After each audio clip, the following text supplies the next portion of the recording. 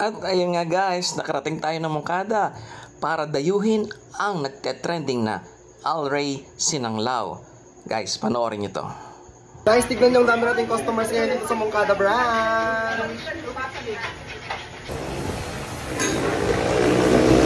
Taas mo.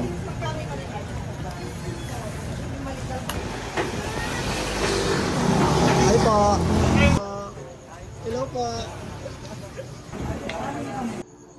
Ayan nga guys, tayo naman ang susubok ng sinanglao. So guys, umaga pa lang ito at napakarami na ng tao.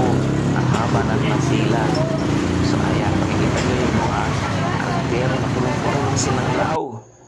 At ito pa guys, napakalambot ng kanyang karne. So tama-tama ito sa panahon ng taglamig. Ayan guys, nag-order na tayo. At take note guys unlimited ang sabaw na ito. So, ano pang hinihintay nyo?